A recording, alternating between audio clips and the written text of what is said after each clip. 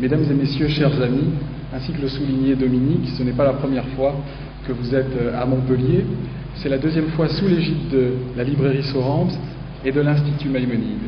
Et ce soir, nous sommes heureux, nous sommes fiers, nous sommes honorés et émus d'accueillir dans la ville du Mont, en hébreu Ir-Ha'ar, un messager de la paix, un sage du judaïsme, un homme qui affirme préférer les questions aux réponses. Elie Wiesel, ayant en mémoire la brillante histoire de ces juifs montpelliérains et languedociens de souche andalouse, l'international andalouse, comme se plaisait à souligner Moshe Hidel, que nous avons accueilli il y a peu, spécialiste de la Kabbale. Effectivement, Montpellier a été au Moyen-Âge une terre d'excellence concernant le judaïsme, et je sais, pour avoir lu bon nombre de vos ouvrages, que vous avez souvent des références talmudiques, bibliques, kabbalistiques. Eh bien, sachez, mais je crois que vous le savez, que Montpellier, au Moyen-Âge, a joué un rôle prééminent dans l'intellectualisme hébraïque.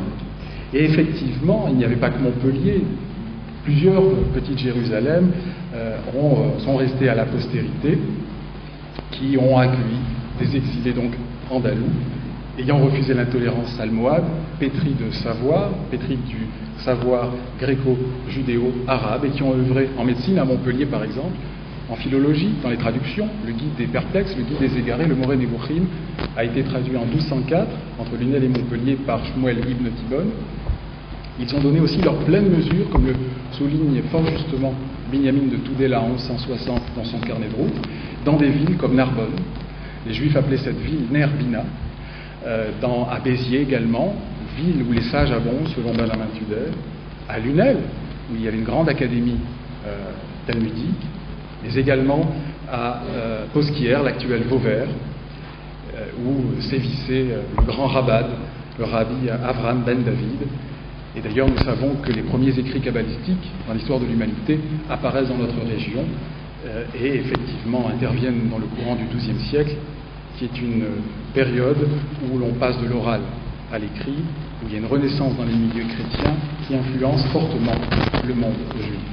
Un apport intellectuel et scientifique indéniable donc pour notre région, dont Montpellier, Ir-Ha'ar, Ir HaKodesh, la ville de la montagne, la ville sainte, la ville du tremblement, la ville du volcan, se souvient avec force, émotion aujourd'hui, car oui, et sans interprétation apologétique de l'histoire locale et régionale, Montpellier n'est pas loin d'avoir représenté dans ce Moyen-Âge, souvent des peints sombres, et là en l'occurrence plus tolérants, une ouverture aux sciences, d'où qu'elle provenait, fort de l'édit de Guillaume VIII de 1181. Je ne pouvais m'empêcher de rappeler ce pan d'histoire européenne, euro-méditerranéenne, ces pages de la mémoire montpelliéraine, et surtout pour le sage que vous êtes, qui conjuguait devoir d'histoire et de mémoire du peuple d'Israël, ces brillantes pages hébraïques occitanes. Alors, Elie Wiesel, faut-il encore vous présenter? Certes non. Je vais m'y employer quelque peu, tout de même, pour ce qui est des jalons de votre parcours, et s'il y a un jeune public dans la salle, sans doute cela n'est pas superflu. Vous êtes né en 1928 à Szeged. Pendant la Seconde Guerre mondiale, la Transylvanie était hongroise, aujourd'hui elle est roumaine. Vous n'avez que 15 ans lorsque vous êtes déporté dans les camps, à Auschwitz, avec votre famille. Vous y perdez votre mère, votre petite sœur. Vous êtes ensuite transféré à Buchenwald avec votre père, qui meurt quelques jours après son arrivée. Libéré en 1945, vous êtes pris en charge par l'OSE, l'œuvre de secours aux enfants. Vous vous consacrez à des études de philosophie à la Sorbonne et devenez correspondant parisien du périodique israélien Yediot Aharonot.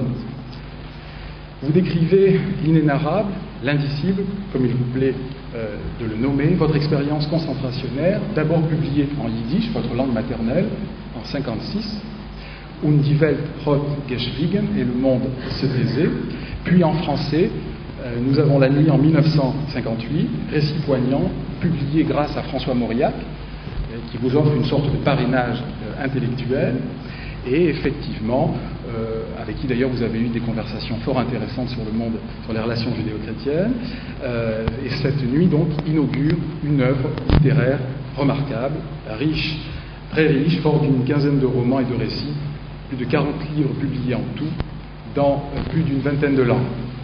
Vous devenez citoyen américain en 1963, Et vous obtenez en 1976 la chaire Andrew Mellon en sciences humaines de la Boston University. En 1979, vous présidez la commission présidentielle de l'Holocauste et le président Clinton, duquel vous êtes proche, vous envoie en mission aux Balkans. Fervent défenseur des droits de l'homme, vous avez soutenu la cause des Juifs soviétiques, des Indiens du Nicaragua, des réfugiés cambodgiens, des Boat People, mais également des Kurdes, des victimes de l'apartheid en Afrique du Sud ou encore de l'ex-Yougoslavie. La sentinelle de la mémoire que vous êtes, ancien concentrationnaire, se mobilisant toujours face aux éventuels nouveaux génocides. Vous avez dit votre devise en somme, la récurrence de la folie des hommes exigeant de tous ceux qui en portent la marque de rompre le silence. Tout le monde a le droit d'être différent, mais personne n'a le droit d'être indifférent. Outre une quinzaine de romans, vous avez publié 2 pièces de théâtre et de nombreux essais. Vous avez reçu de très nombreux prix pour vos livres et votre engagement humanitaire. Bien évidemment, le prix Médicis 168 pour Le Mendiant de Jérusalem, le livre Inter en 80 pour Le Testament d'un poète juif assassiné. Le prix Nobel vous a été décerné en 1986. Vous êtes docteur honoris causa de plus de 100 universités. Vous êtes coprésident avec votre épouse Marion. Donc effectivement coprésident avec votre épouse Marion de The Allegiance Foundation for the Humanity, créée en 1987, père d'Elisha. Vous êtes aujourd'hui grand-père d'un petit Eliaou David et d'une petite fille aussi, auquel ce petit garçon vous aviez dédié votre dernier roman, Le cas Sonderberg, pour lequel vous êtes donc ici à Montpellier ce soir. Vous alliez en vous le paradoxe d'un jeune âge, vécu dans la douleur et l'humiliation infinie, et d'un accomplissement intellectuel et spirituel absolu qui vous hisse au niveau des sages de votre peuple, de la Yiddishkeit au prix Nobel de la paix, en passant par Auschwitz. Votre vie d'homme est un roman. D'ailleurs, les épisodes de votre parcours, nous les retrouvons dans bon nombre de vos ouvrages. Vous avez vécu les souffrances de l'indicible, de l'inénarrable. Vous êtes devenu le témoin, le veilleur des souffrances de votre peuple, témoin de votre époque, un XXe siècle taché par la Shoah, par l'unicité de la Shoah, le plus grand crime des temps modernes et sans doute de l'humanité. Ce qui est merveilleux, c'est ce besoin de puiser votre inspiration amputée, mutilée, votre univers, le shtetl, les raffinements bibliques, talmudiques, kabbalistiques, chassidiques ou encore prophétiques que vous célébrez. Votre réflexion est habitée par 2 pôles, la paix, ou en tout cas le combat contre l'injustice, et la mystique. C'est dans la culture de votre peuple assassiné, dans la mémoire des vôtres partis enfumés, que vous trouvez l'espoir, que vous trouvez l'espérance, en hébreu la tikva. Tout au long de votre vie, vulnérable et fort à la fois, vous transcendez la douleur pour témoigner, avec une douceur de ton, un charisme, et ainsi porter le flambeau de votre peuple qui en retour vous est tellement redevable. Alors Elie Wiesel, vous venez de publier, je le disais tout à l'heure, un nouveau roman, Le cas Sonderberg, votre tout dernier, aux éditions Grasset. Je salue M. Boussin des éditions Grasset ici présent, qui est en librairie, Sorens, depuis hier. Un roman qui traite du procès d'un étudiant, Werner Sonderberg, accusé d'avoir assassiné Hans Dunkelmann, avec lequel il est parti dans les montagnes Adirondacks. D'un côté, nous avons donc un vieil Allemand et la jeune génération. De l'autre, nous avons Yedidia, extrait par miracle de la folie génocidaire européenne, la Shoah, jeune journaliste, habituellement cantonné dans, ce qui est une belle mission ceci dit, dans les critiques théâtrales, qui se voit proposer par son directeur, donc, de suivre ce procès, le cas Sonderberg. Cela va provoquer en lui de puissants échos. Il va être tenté de sonder sa propre mémoire, son propre passé, et ses états de conscience, une introspection. Et vous le dites très justement, la signification de ce roman, en ayant en mémoire toute la littérature talmudique de votre enfance, où on aime effectivement dire quelle est la signification, où on aime poser des questions, qu'est-ce que cela signifie, comment vivre dans un monde qui nous renie, je vous cite, comment inventer un avenir sur les ruines de tant d'espérance. La trame de ce roman, et vous allez l'expliquer bien mieux que moi, c'est quelque part un roman policier, peut-être un peu mystique, écrit sur un tempo alerte, qui m'a beaucoup du reste interpellé, pour l'avoir lu tout ce mois d'août, et qui plus est, j'étais doublement ému par mes origines un peu roumaines, un peu originaire des Carpates. Cet univers viselien, on retrouve effectivement les questions qui hantent le monde juif, entre passé, présent, avenir, l'espérance. Vous traitez également de la question de la justice, de la métaphysique de la justice. Longtemps en lutte contre la justice, vous dites dans l'édition Midi Libre d'aujourd'hui, la lutte contre l'injustice m'a longtemps plus accaparé que la justice. Que signifie-t-elle? Est-elle héréditaire? La justice du bourreau n'est pas celle de la victime. Écho au poids mémoriel pour les jeunes générations d'Allemands. Et d'ailleurs, page 232, vous dites, faites dire, vos atrocités, nous nous en sentons coupables. Une parole juive dit que la vie est une roue qui ne cesse de tourner. On peut y entendre aussi un écho à la destinée du peuple juif, coupable et innocent à la fois. Où se situe donc la véritable culpabilité de l'être humain?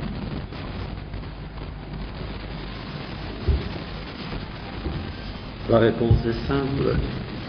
Lisez le livre. Les questions, Michael, que vous posez sont bien sûr toutes pertinentes. Et comme vous l'avez dit, moi j'adore les questions, je me méfie des réponses.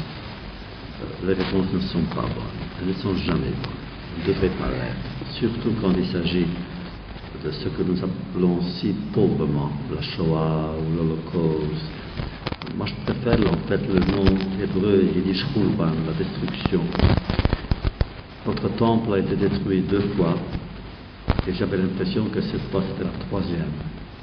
Sauf que d'après notre légende talmudique et dans la tradition, le 3e temple est symboliquement un temple de feu qui descendra lors de la venue du Messie pour nous habiter, pour nous accueillir. Or, s'il y a un mot qui symbolise cet univers-là, c'était le feu. Moi, je me souviens en arrivant la nuit, je le décris un peu dans le livre, mais je n'allais pas trop loin. Moi, je peux, c'est 50 ans plus tard, 60 ans plus tard. En arrivant, nous ne savions pas où nous étions. Et moi, étudiant qui venait littéralement de la yeshiva, donc de l'étude talmudique. N'oublions pas que l'histoire du judaïsme hongrois est différente de celle des juifs polonais ou français. Chez nous, c'était la fin. Nous sommes arrivés 2 semaines, littéralement 2 semaines, avant le débarquement des Alliés en Normandie. Et à l'époque, les Allemands avaient pour priorité de prendre les trains, non pas pour envoyer les soldats au front, mais pour envoyer les Juifs à Auschwitz. C'était leur priorité absolue. Vous me direz, c'est absurde. Oui, c'est absurde. Vous me direz que c'est bête, mais c'était bête. Et à l'époque, il y avait une logique, celle du bourreau, et cette logique avait la priorité sur toutes les autres. Alors donc, notre ghetto n'a pas duré longtemps. Les Allemands sont arrivés en Hongrie le 19 mars. C'était juste avant Pâques, avant Pessah. Lors de la fête de Shavuot et Pentecôte, il n'y avait presque plus de Juifs dans les provinces hongroises. 600 000 ont été déjà déportés, massacrés, brûlés. Donc tout s'est passé très très vite. Dans les autres ghettos, on avait le temps de changer, pas au niveau de l'existence, mais au niveau du comportement. Pas chez nous. Donc en arrivant, j'étais encore plein de mon enseignement. Et à un certain moment, il y a une idée qui m'a traversé l'esprit. Peut-être est-ce la fin des temps. Car tout d'un coup j'ai vu des Juifs, hommes et femmes et enfants, venus de tous les coins de l'exil, parlant toutes les langues, représentant toutes les fonctions, tous les âges, toutes les traditions, tout. Et tous étaient là pour converger en le même lieu, allant vers le feu. Et je m'étais dit, peut-être est-ce la fin des temps, ça veut dire que le Messie allait arriver. Je vous jure, j'y ai pensé. Eh bien, c'était autre chose, c'était l'anti-Messie, c'était l'anti-miracle, c'était l'anti-Dieu, c'était le mal qui a dominé. La reine du mal, la fin des temps, la fin maléfique des temps. Mais mon impression, mon intuition, ma réaction, c'était des réactions mystiques. Comment voulez-vous alors, Michael, qu'on ait des réponses à cela? Il n'y a pas de réponse. En vérité, si Moïse sortait de sa tombe inconnue pour me dire, mon cher Élie, mon nom hébreu c'est Eliezer, mon cher Eliezer, fils de Salomon et de Sarah, voici la réponse. La réponse à cet événement. Je dirais, Monsieur Moïse, retournez dans votre tombe, je n'accepte pas votre réponse. Quelle qu'elle soit, je la refuse. Je pense que cette question, cette interrogation, posée à l'histoire, à l'humanité, de toutes les générations, à Dieu, doit rester sans réponse. Une sorte de blessure vivante, brûlante, ouverte à tout jamais. Je ne comprends pas et je refuse de comprendre ce qui s'est passé. Oh, je sais, vous lisez comme je lis le livre d'histoire, et moi je lis tout ce qui est écrit sur ce sujet, dans toutes les langues qui me sont accessibles, et je parle au moins 5 ou 6 langues. Tout. Pour comprendre. Et je comprends toujours pas. Alors j'écris pour dire qu'on ne peut pas écrire. J'essaie d'expliquer pour dire qu'on ne peut pas comprendre. J'essaie de dire qu'il faut vivre, comme disait Valérie, il faut tenter de vivre. Et je dirais, nous donc, il faut tenter de vivre la vie que nous vivons, malgré les souvenirs, malgré les angoisses, malgré les défis, et peut-être malgré le désespoir. Il y a une très belle parole chassidique, je pense que c'était Rabbi Pinchas de Kovetz qui disait, nous cherchons tous l'étincelle, mais savez-vous où elle se trouve? Elle se trouve enfouie dans la cendre.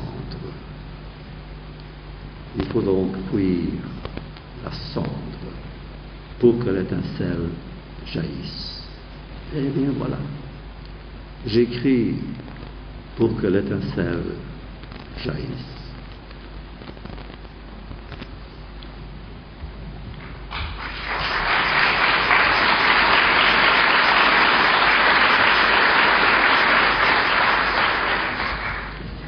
Page 9 de votre ouvrage, il y a une phrase qui m'a interpellé, le vague à l'âme de Yedidia, l'un des deux héros. Peut-on parler pour les juifs ashkénazes, pour les juifs tout court, sans aller jusqu'au malaise juif congénital de Woody Allen, d'inquiétude permanente pour le juif? Me revient ce dicton, le juif est inquiet quand tout va bien, car ce n'est pas normal. Il est vrai qu'il figure sur la liste des peuples que l'humanité a sans doute le moins épargné lorsque l'on songe effectivement à son parcours de souffrance.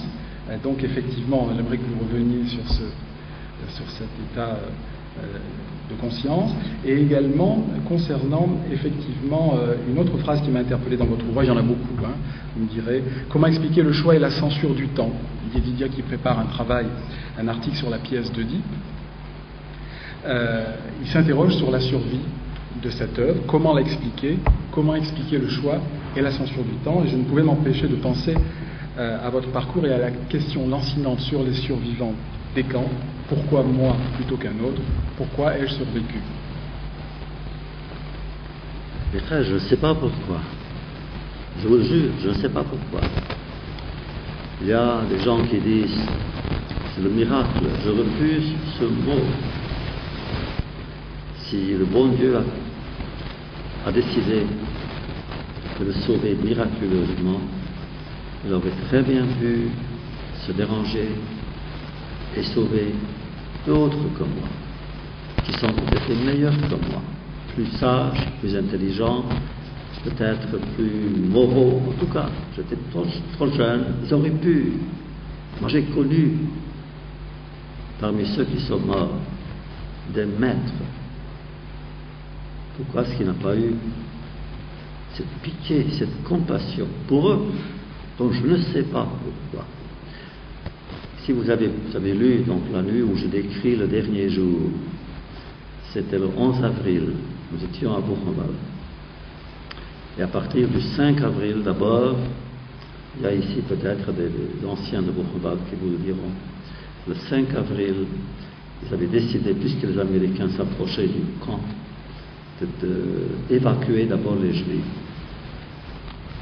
Nous étions dans un bloc qu'on appelait le bloc pour enfants. Le chef du bloc était un Tchèque, tchécoslovaque, non juif. Et lui, pour nous sauver, a passé toute la nuit à changer le registre. Et il a fait de nous tous des chrétiens. Et cet homme était injuste. Quand je suis parti, moi, à l'arrivée de Havel, un ami, à la présidence, je suis allé en Tchécoslovaquie. Et la première chose que j'ai faite, j'ai demandé à rencontrer ce monsieur-là. Je connaissais son nom. Il n'était plus en vie. Sinon, je l'aurais embrassé. Au nom de tous ceux qui ont survécu grâce à lui. Plus tard, chaque jour, il déportait quelques milliers de personnes ailleurs. Ça voulait signifier en fait, vous imaginez quoi? Arrive le dernier convoi, le 11 avril. Nous sommes arrivés devant le portail, déjà à la belle place devant le portail. Et c'était le dernier convoi qui quittait Buchenwald. Tout d'un coup, une alerte aérienne.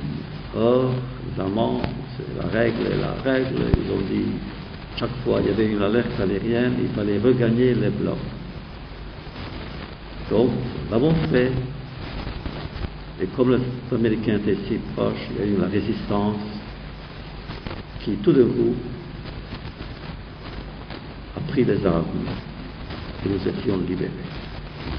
Mais, j'étais presque, l'avant-dernier, qui devait sortir. Presque. Donc, trois rangées devant moi, j'en sont sortis. Et je me demande jusqu'à maintenant, qui était-il? J'aurais très très bien pu être parmi eux. Je dis donc que pour nous, rescapés, chaque jour est un jour de grâce. Et chaque geste est une offrande. Et chaque sourire d'un enfant ou d'un étranger ou d'une femme malade est un cadeau du ciel. Voilà. Qu'est-ce que ça veut dire? Je ne sais pas ce que ça signifie d'être vivant. Et je dois conférer à cette survie ou à cette vie un sens. Et ce sens doit me dépasser. Et ce sens doit devenir un lien à l'autre, quel qu'il soit. Je suis juif, descendant d'Abraham, Isaac et Jacob. C'est en tant que juif je me considère le frère fidèle de ceux qui ne le sont pas.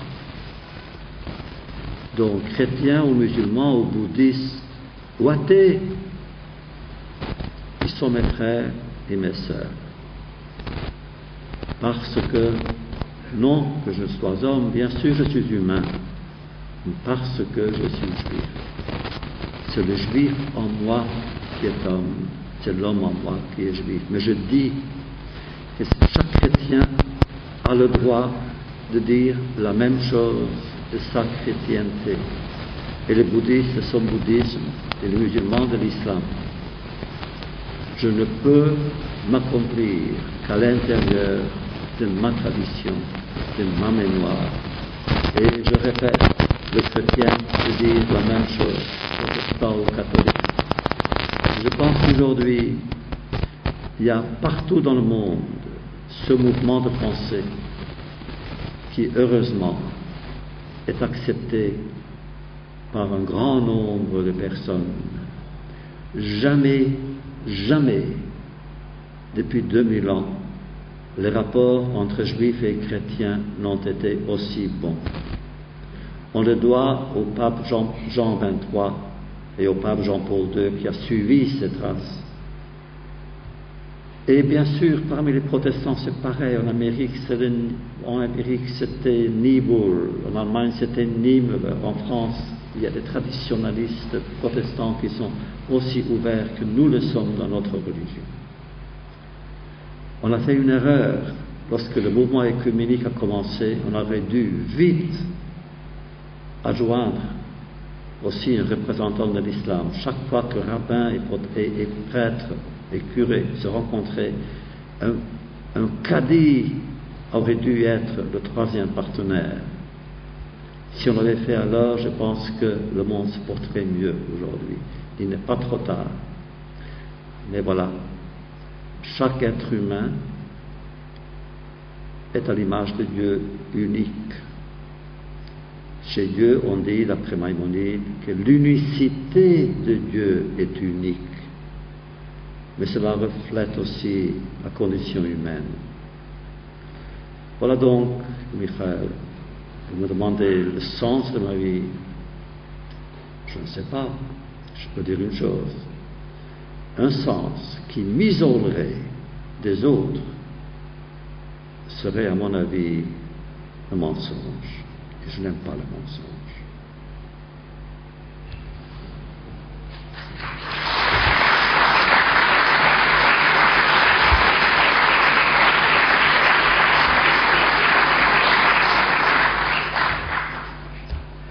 Faire de chaque journée une source de grâce, de chaque heure un accomplissement, de chaque clin d'œil une invitation à l'amitié. Nous le retrouvons page 245. De chaque sourire une promesse. La vie est un couloir entre deux abîmes. L'éternité est contenue dans l'instant qui s'évanouit. Il y a de très belles phrases dans votre roman. On y découvre aussi la personnalité du grand-père de Yedidia, qui est un sage du judaïsme. Mon grand-père, je vous cite, page 21, adorait contempler le mystère de la fugacité du temps et son influence sur le langage. Ce qui paraît attrayant, éblouissant et profond demain ne le sera peut-être pas après-demain. Tous ces gens soi-disant puissants et célèbres qui, dans tous les domaines, se montrent affamés de gloire et d'honneur, tiennent aujourd'hui le haut du pavé, seront tôt ou tard, souvent, oubliés et parfois méprisés. Alors à quoi sert l'ambition? On retrouve donc effectivement toute cette sagesse qui caractérise les grandes figures du judaïsme. Vous n'avez pas perdu foi en l'homme, malgré ce que vous avez vécu il y a plus de 60 ans. Vous avez toujours donc l'espérance. Vous êtes lucide, mieux que quiconque, sur votre parcours, sur la condition humaine. Vous y croyez encore, malgré tout. Que ressentez-vous quand vous voyez effectivement au quotidien des images terribles sur les chaînes de télévision, dans les journaux? Vous vous êtes mobilisé récemment pour le Darfour, pour l'ex-Yougoslavie. Vous pensez sincèrement que l'homme puisse changer? Ça, c'est ma première question. La seconde concerne